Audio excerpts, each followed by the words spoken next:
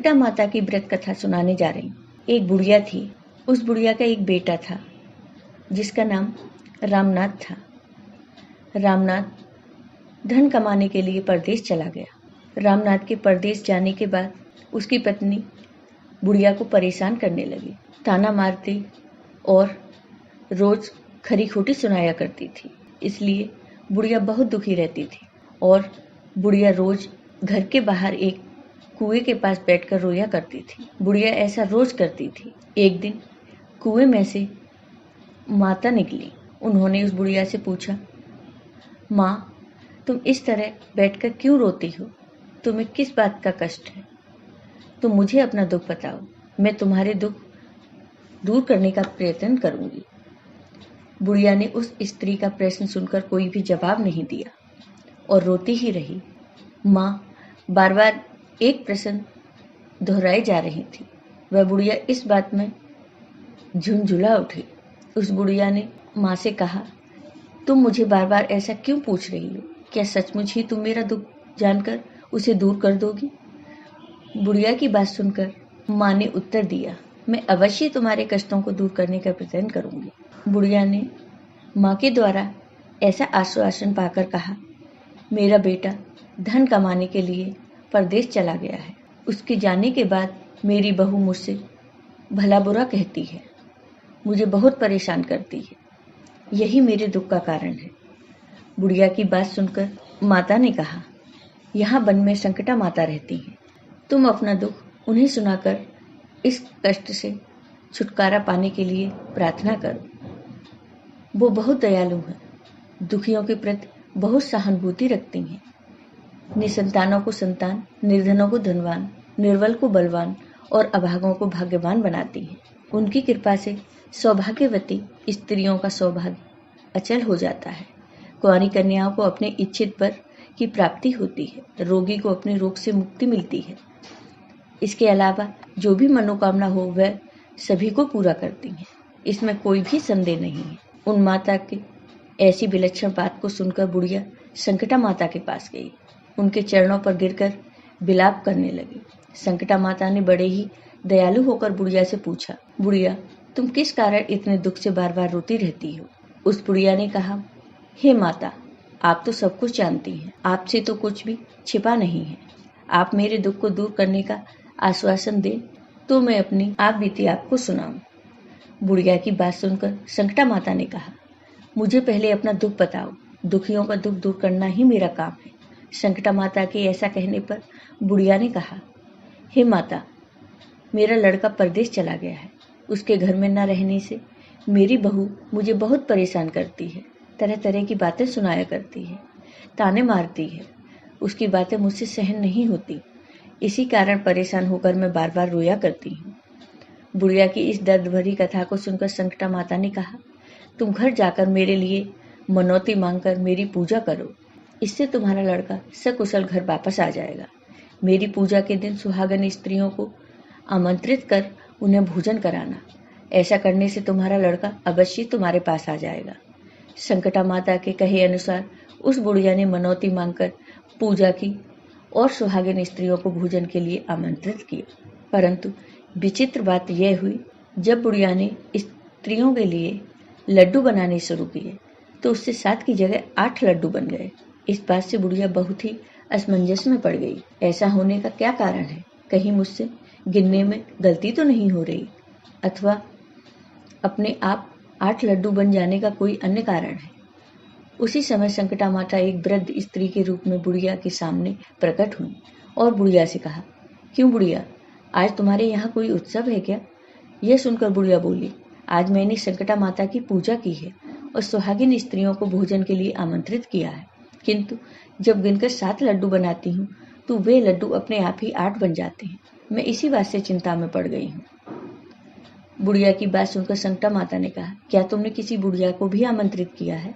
बुढ़िया कहने लगी, नहीं, मैंने ऐसा नहीं किया। परंतु तुम कौन हो? संकटा माता ने कहा, मैं बुढ़िया हूँ, मुझे ही आमंत्रित कर लो। ऐसा सुनकर बुढ़िया ने उस बुढ़िया रूपधारी संकटा माता को भोजन के लिए आमंत्रित कर लिया।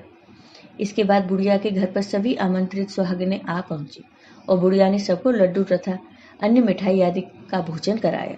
इससे संकटा माता उस बुढ़िया पर बहुत प्रसन्न हुई और माता की कृपा से उस बुढ़िया के बेटे के मन में अपनी माता और पत्नी के मिलने की इच्छा उत्पन्न हुई। वह अपने घर के लिए चल दिया। कुछ दिन बीतने के बाद वह बुढ़िया संकटा माता की पूजा कर सुहागिनों को भोजन करा रही थी कि किसी ने उसके लड़के के आने की सूचना दी। लेकिन बुढ़िया अपने काम में लगी रही। उसने कहा, लड़के को बैठने दो, मैं सुहागिनों को जमाकर अभी आती हूँ। लड़के की बहू ने पति के आने का समाचार सुना तो उसी क्षण पति के स्वागत के लिए तुरंत घर की ओर चल दी। लड़के ने अपनी पत्नी को देखकर मन में सोचा कि मेरी स्त्री मेरे प्रति कितना प्रेम रखती है, जो खबर पाते ही मुझसे मिलने आ गई। परंतु मेरी माँ को मुझ पर जरा भी प्रेम नहीं है। मेरे आने की खबर पाकर भी मेरी माँ मुझसे मिलने नहीं आई। जब पूजा का काम समाप्त हो गया, सभी सुहागिनें भोजन करके अपने अपने घर को लौट गईं, तो बुढ़िया अपने बेटे से मिलने उसके पास पहुंची। माँ के आने पर लड़के ने पूछा, माँ अब तक कहाँ थी? माँ ने कहा, बेटा मैंने तुम्हारी कुशलता के लिए संकटा माता से मनौती मांग रखी थी, उसी को पूर्ण करने के लिए सुहागिनें जमा रही थी। फिर बुढ़िया ने सारी बात अपने बेटे को बताई कि उसके जाने के बाद कैसे उसकी पत्नी ने उसको परेशान किया, ताने मारे और बहुत ही दुखी रखा। संकटा माता की कृपा से उसका मन अपनी पत्नी से हट गया। उसने माँ से कहा, माँ या तो मैं यहाँ रहूँगा या यह रहेगी। बुढ़िया ने कहा, बेटा तुम्हें मैंने बड़ी कठिन तपस्या से पाया है, इसलिए तुम्हें छोड़ नहीं सकती।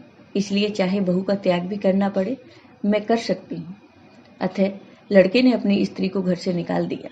घर से निकलकर बाहर आई तो वह बहुत दुखी मन से एक पीपल के पेड़ के नीचे बैठकर रोने लगी। एक राजा उधर से जा रहा था। उसे रोता देखकर राजा रुका और पूछा, तुम क्यों रो रही हो? तब उसने अपनी सारी व्यथा राजा को कह सुनाई। राजा ने कहा, आज से तुम मेरी धर्म बहन हो, इसलिए रो मत। मैं तुम्हारे सभी कष्टों को दूर करने का प्रयास करूंगा। यह कहकर राजा उस स्त्री को अपने महल में लेकर आ गया। महल जाकर राजा ने रानी को सारी कथा सुनाई। रानी को कहा, देखो आज से मेरी यह धर्म की बहन है, इसी महल में रहेगी और इसको किसी भी प्रकार का कष्ट नहीं होना चाहिए। राजा के यहाँ पहुंचकर कुछ दिन बाद धर्म से प्रेरित होकर रामनाथ की पत्नी ने भी संकटा माता का व्रत आरंभ कर दिया और संकटा माता के निमित्त सुहागिनों को भोजन कराने के लिए आमंत्रित किया। उसने रानी को भी आमंत्रित किया। जब सभी सुहागिनें लड्डू खाने लगीं तो रानी ने कहा, मुझे तो रबड़ी मलाई और स्वादिष्ट मिष्ठान ही हजम होते हैं, वह पत्थर समान लड्डू कैसे हजम करेगी? ऐसी अवहेलनापूर्ण बातें कहकर रानी लड्डू खाने से मना कर दिया। कुछ समय बाद संकटा माता की कृपा से रामनाथ अपनी पत्नी को खोजते हुए राजा के महल में आया। वहां आकर अपनी पत्नी को संकटा माता की पूजा करते हुए देखा तो संकटा माता को हाथ जोड़कर प्रणाम किया और अपनी पत्नी से कहा, मेरे अपराध को क्षमा करो। पत्नी ने कहा, नाथ, यह सब प्रारब्ध से ही होता है, इसमें आपका कोई दोष नहीं है। आप मेरे ईश्वर हो, मेरे ही अपराध को क्षमा करें। यह कहकर दोनों ने विधि पूर्वक संकटा माता की पूजा की। पूजा को समाप्त कर सुहागिनों को जमाकर दोनों पति पत्नी अपने घर की ओर प्रस्थान के लिए तैयार हुए। जाते समय रामनाथ की स्त्री ने राजा रानी से कहा, जब मुझ पर दुख पड़ा था तो आप लोगों ने धर्म बहन बनाकर मुझे आश्रय दिया। यदि आपको किसी भी तरह की सहायता की आवश्यकता हो तो मेरी कुटिया में निसंकोच चले आना। ऐसा कहकर दोनों पति पत्नी अपने घर चले आए। संकटा माता के प्रसाद का निरादर करने के कारण रानी पर भारी संकट आ पड़ा। रामनाथ की बहू के जाते ही उनका राजपाट नष्ट हो गया। ऐसी विपत्ति में पड़कर रानी ने राजा से कहा, न मालूम वह तुम्हारी धर्म बहन कैसी थी, उसके यहाँ से जाते ही सब कुछ नष्ट हो गया। रानी ने राजा से कहा, जाते समय वह कह गई थी कि जब मेरे पर कष्ट पड़ा था तब मैं तुम्हारे यहाँ आई और कदाचित तुम्हारे ऊपर कोई भी कष्ट पड़े तो तुम मेरे घर चले आना, इसलिए हम लोगों को उसके यहाँ ही चलना चाहिए। ऐसा विचार कर राजा रानी दोनों अपनी धर्म की बहन के घर गए। वहां जाकर रानी ने कहा, बहन, तुम्हारे जाते ही ऐसा क्या हो गया कि हमारी सारी संपत्ति नष्ट हो गई? हम लोग बहुत परेशानी में पड़ गए। रानी की बात सुनकर रामनाथ की स्त्री ने कहा, बहन, मैं तो कुछ नहीं जानती, मेरी तो सब कर्ता धर्ता संकटा माता है, इसके अतिरिक्त कोई दूसरा नहीं, इसलिए मेरी राय में तुम संकटा माता से अपनी भूलों के लिए क्षमा याचना करो। उन्हीं की मान मनौती से तुम्हारा काम बन जाएगा। तुम्हारे सारे बिगड़े काम अपने आप सुधर जाएंगे। रामनाथ की स्त्री की बातें सुनकर रानी ने श्रद्धा भक्ति से संकटा माता का व्रत किया और सुहागिनों को जिमाकर अनजाने में हुई अपनी सब भूलों के लिए संकटा माता से बार बार क्षमा मांगी। रानी के ऐसा करते ही संकटा माता प्रसन्न हो गई और रात में रानी के स्वप्न में कहा कि तुम दोनों पति पत्नी अपने महल को चले जाओ, वहां जाकर मेरी पूजा करना और मेरे निमित्त सुहागिनों को जिमाना। ऐसा करने से तुम्हारा गया हुआ राजपाट तुम्हें दोबारा वापस मिल जाएगा। सुबह होते ही रानी अपने स्वप्न की बात राजा को बताती है। रानी की बात सुनते ही राजा उसी क्षण रानी को साथ लेकर अपने महल की ओर चल दिए। महल में आने के बाद राजा रानी ने संकटा माता के कहे अनुसार पूर्ण भक्ति भाव से माता संकटा की पूजा की और सुहागिनों को भोजन कराया। ऐसा करने से उनका बिगड़ा हुआ सारा समय सुधर गया और सारा राजपाट उन्हें वापस मिल गया और वह पहले की तरह राज्य को भोगने लगे। आपको